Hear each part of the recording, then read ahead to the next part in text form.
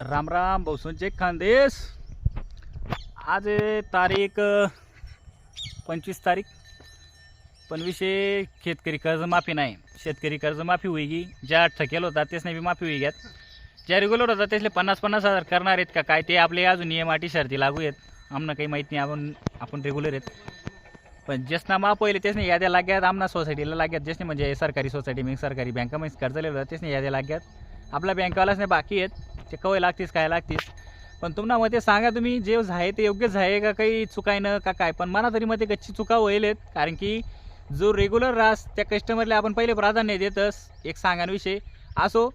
पण आणि जो थकीत वगा त्याचे पण आपण मान्यता देतस, कारण की तो पण शेतकरी, त्यानं बी काही विचारणा करून येत नाही, त्याने बी काहीतरी करायलाच रास, कष्ट वगैरे पण नुकसान होईलच रास।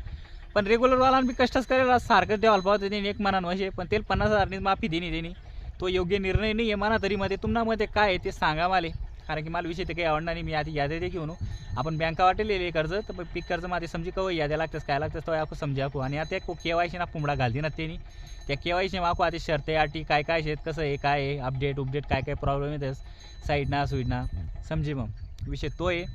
जय खानदेश, जय शिवराय।